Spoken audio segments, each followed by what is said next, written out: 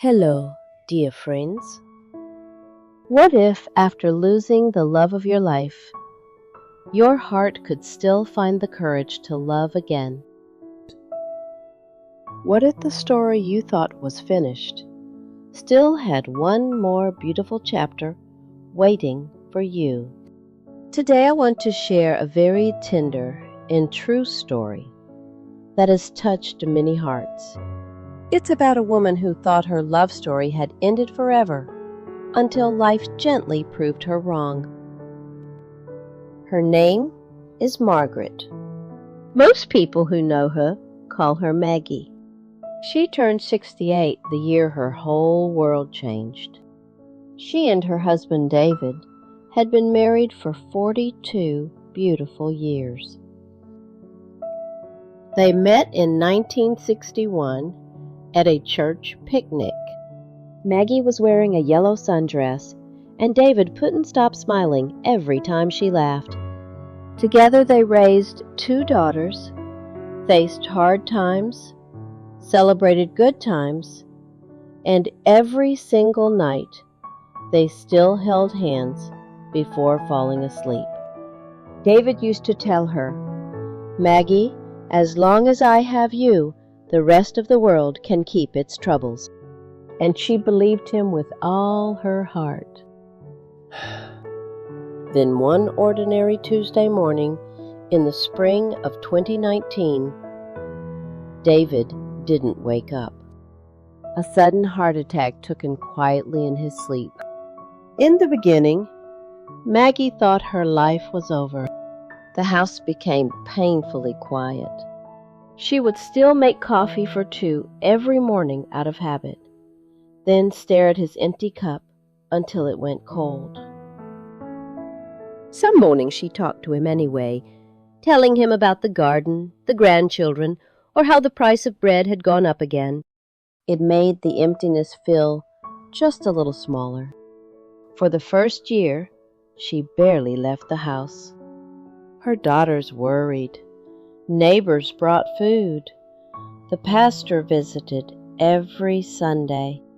Maggie smiled politely, thanked everyone, and then returned to her chair by the window, watching the world continue without her.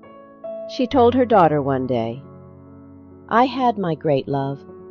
That was enough for one lifetime." 2 more difficult years passed.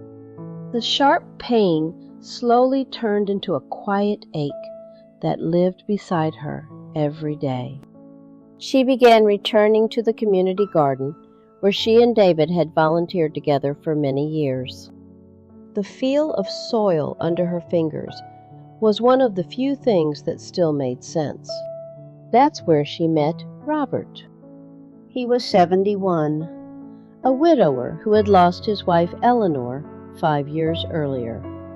He had the same gentle, tired look in his eyes that Maggie immediately recognized. The look of someone who knows how heavy silence can feel. At first, they barely spoke.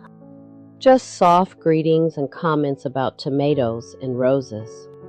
Robert grew the biggest heirloom tomatoes, and Maggie had the prettiest roses.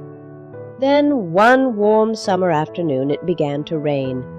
One of those soft, gentle rains that smells like earth and memories. Everyone else ran for shelter, but Maggie and Robert stayed. They stood there getting quietly wet and suddenly started laughing at themselves. Robert looked at her and said softly, "You know, my Eleanor loved the rain too." Maggie replied almost without thinking, "So did my David." That was the first real conversation they ever had. After that, things moved very slowly, the way love often moves when 2 hearts have already been broken once.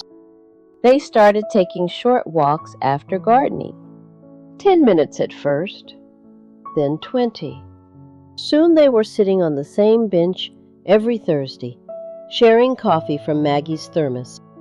Robert never rushed her. He never tried to fix her sadness. He simply listened when she spoke about David, and she listened when he spoke about Eleanor. There was no jealousy, only deep respect. One afternoon, Maggie asked him, "Does the hurt ever stop?" Robert looked at the clouds for a long moment and answered gently, "No, but it changes. It becomes kinder. It learns to sit beside the love instead of pushing it away." Maggie said those words stayed with her for weeks.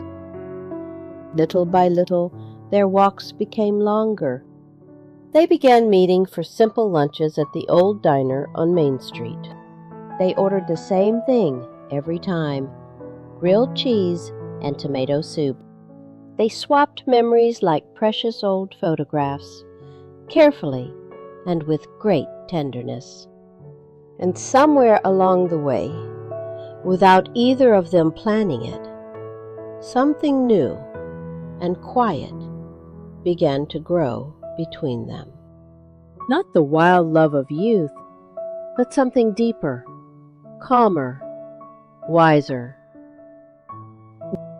One golden evening, sitting on their favorite bench watching the sunset, Robert gently took her hand for the first time. His hand was warm and a little rough from years of working in the garden. He said almost in a whisper, "Maggie, I never thought I would feel this again, but being with you feels like coming home. Not replacing what I had, just finding a new home for this old heart." Maggie cried soft, quiet tears that fell onto their joined hands. She whispered back, "I thought my heart was closed forever, but maybe there's still a little room left." 3 years after losing her beloved David, at the age of 71, Maggie opened her heart once more. Today, 4 years later, Maggie and Robert are still together. They don't travel the world or dance until midnight. They do the small, precious things instead. They sit on the porch swing, watching birds. They cook simple Sunday dinners together. They hold hands during the evening news. And when one of them has a difficult arthritis day, the other quietly brings the heating pad and sits beside them.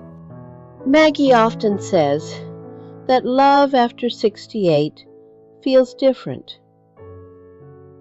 It's gentler, it's slower, but it can be even deeper. Because now we truly understand how precious every single day together really is. She told me once with that soft, wise smile of hers, "I thought my story had ended, but life gently showed me that sometimes the most beautiful chapters come later, when our hearts have become wise enough to appreciate them."